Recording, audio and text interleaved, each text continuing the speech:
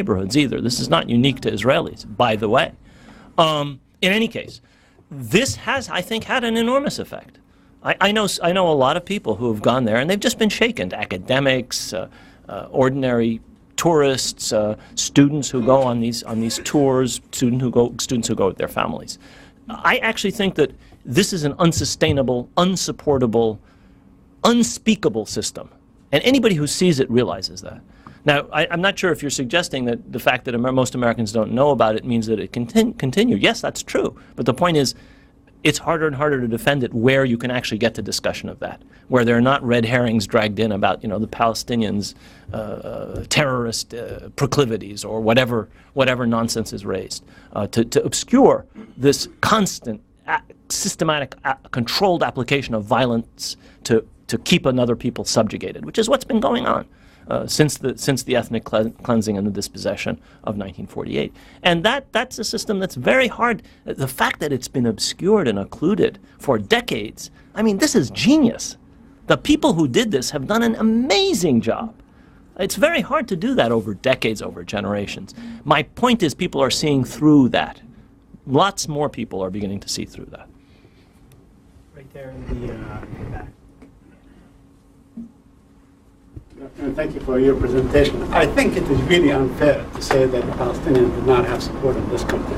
Like you, I went to undergraduate and graduate school in the aftermath of 1967. There was a great deal of support and a great deal of goodwill. I think it was squandered by an inept, incompetent, duplicitous, if you will, Palestinian leadership. I mean, I remember when Berkeley City Council, university, everybody went out on the streets and supported the Palestinians in 1970 and thereafter. I mean, I spent 7 years going to college in this country.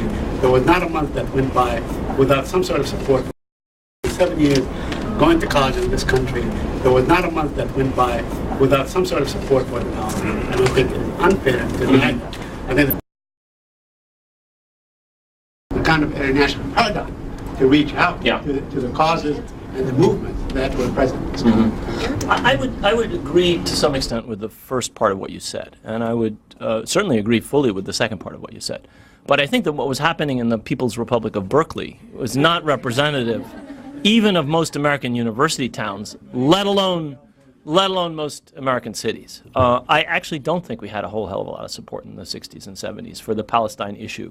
There was a little bit, but I would then agree with you that it was squandered.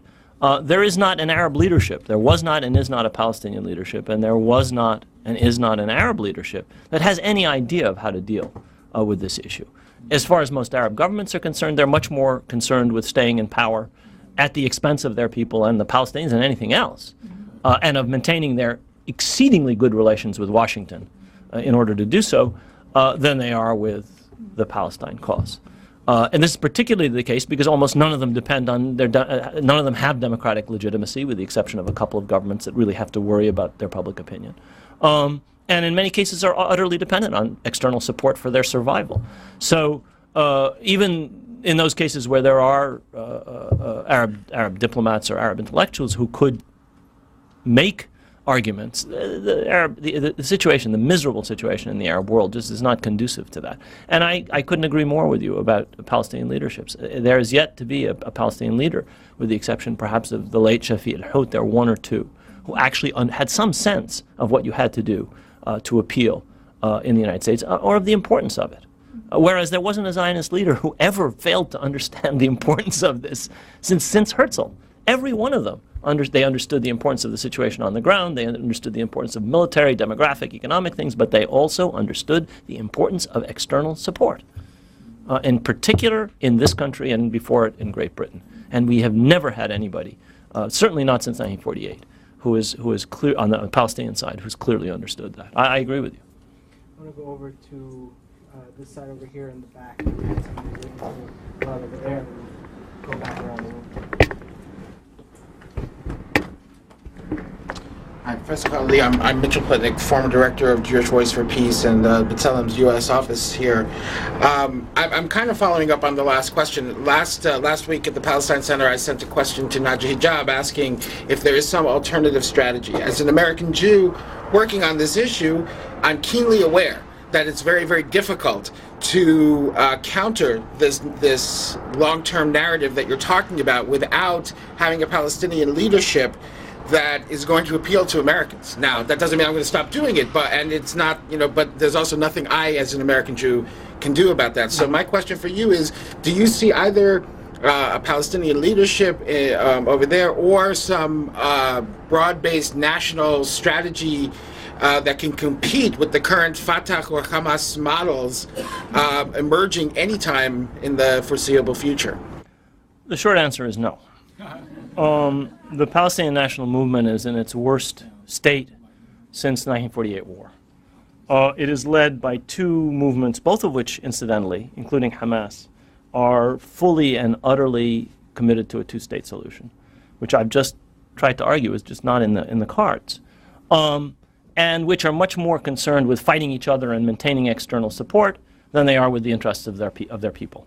And if you know how to read polling, you can see that they're both very unpopular. If you took away the patronage that they so lavishly are able to distribute to their supporters, they probably would have very little support. But they have powerful electoral machines, and they're going to be the political forces in place for a little while at least. Having said that, I have to say that I think that in Palestinian civil society, there resides a source of great strength, if not yet a strategy, a couple of things that have to be looked at. First of all, Palestinian society has not shattered under the hammer blows that it's suffered since 1948. It's still there. It's still resilient. You don't see beggars in the street. You don't see total social dysfunction, even in situations of great stress, like inside East Jerusalem, like in the refugee camps in Lebanon, like in the Gaza Strip. Secondly, the Palestinian economy, notwithstanding the tortuous restrictions on it as a result of the occupation, actually is surviving. It's partly surviving because of this external money, most of which is not being put to very good uses. But it is mainly surviving thanks to the entrepreneurship and the resilience of small individual Palestinian business people. And those are two very important facts to remember when you think about the situation. This society hasn't been shattered, and people are managing in spite of everything. Moreover, you see in society, not yet reflected at the political level, a rejection of both most of what Fatah and the Palestinian Authority in Ramallah is saying and most of what Hamas is saying. Most people do not want an Islamic state, and most people do not think that what Hamas does can lead to liberation. So the firing of rockets, most of which land on the heads of the people of Gaza and which bring a 100-to-1 kill ratio, that's not liberated anything. Hamas won't agree with what I say, but that's true. And negotiations, which take us back before where we were in 1991, when we had letters of assurances from the U.S. government, which no Palestinian leadership since then has had the good sense to say, yo, give us what you promised us in 1991 in a letter of assurances, and we'll be happy. Give it to us in terms of settlements. I mean, you have a level of incompetence in the negotiating process, which is mind-boggling, and people can see that. There's no support for that, and there's no support for the alternative. That being the case, I think you're beginning to have an understanding that some nonviolent forms of resistance, some nonviolent forms of protest have some possibilities. I think you're beginning to see an understanding that you can't depend on these leaders, or for that matter, heaven help us, the Arab countries, to solve this problem. We're not yet at the point where civil society reaches out to this country, is able to organize itself. I think some of the BDS movement, some of the connections with these flotillas to Gaza indicate weight, and some of the connections between the occupied territories and between Palestinians outside at a people-to-people level, between kids in camps in Gaza and kids in camps in the West Bank, say, the West Bank in Lebanon or Jordan and Gaza, indicate the building of links that might be the basis for something emerging from civil society. But is something there now? No. No. The answer to your question, unfortunately, is no. Let's go right into that. Professor Khalidi, how do you interpret the fact that there seems to be more discussion about Israel's nuclear program and its nuclear weapons? The head of the International Atomic Energy Agency was recently in Israel and apparently called on the Israelis to join the non-proliferation treaty, be open to inspections. Rose Gottemuller from the State Department has said on a couple of occasions, including in an earlier academic paper, that Israel should join this treaty.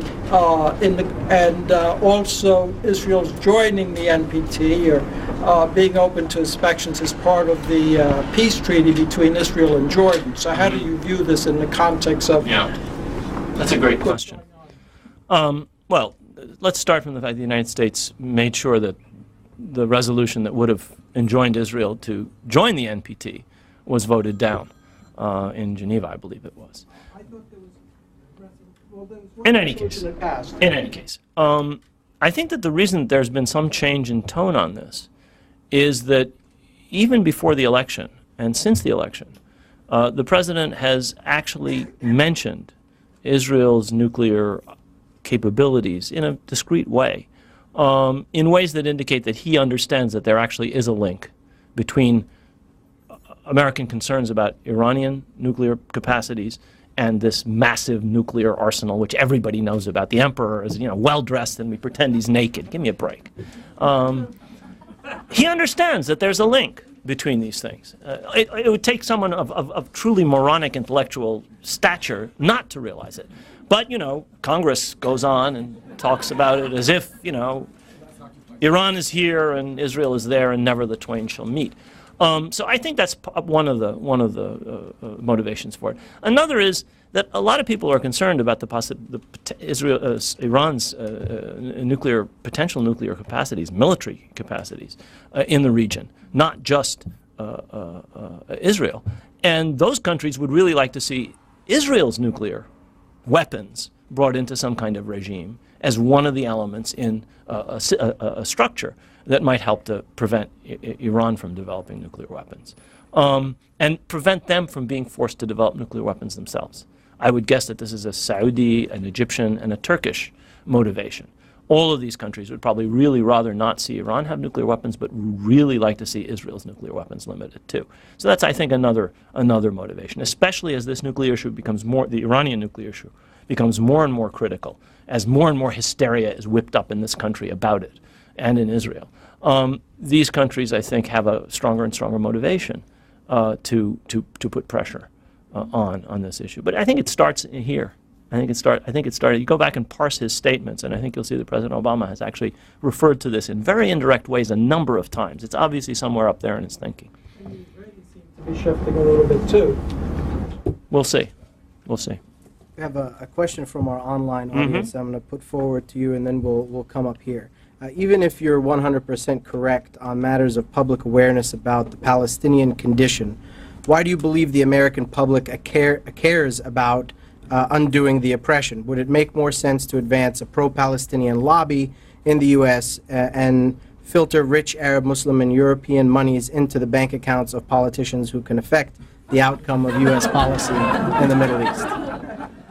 I think that's an interesting question. The Supreme Court, God bless them, have given sanction to all kinds of money flowing into politics. But as the very early years of AIPAC in the 50s showed, you don't set up a successful lobby by channeling money from abroad into anything. That's not the way to start. Anybody who does that will fail and will probably be prosecuted and deserves to be, but A, because they broke the laws, but B, because they're stupid. That's just not the way to go about it, with all due respect to the questioner, who I don't see or know. You can't do that. That's just not the way to proceed. You build up a grassroots organization. You do the work in this country, and there are ways and ways to do it. I don't know. I'm not a politician. I'm an academic. I can tell you what has happened to some extent, and I'd argue maybe this is why. And if you are interested, you should study the growth of any major lobby, AARP, NRA, AIPAC. There's a bunch of them that are successful and powerful and throw their weight around almost without resistance in some cases. And there's a method to it, and it's one element, but it's not the only element. So far, I don't think that's the strength of this cause so far. The strength of this cause so far is reaching out to public opinion and beginning to break down this citadel of distortion and lies that has hidden the reality. Now, where that takes us, I don't know. That's the kind of thing that I can see happening. That's the kind of thing that I think there's a lot of work to be done on as far as how you change the political process. I think we're a long way away from doing that. one thing I will say is if you look at the history of how American communities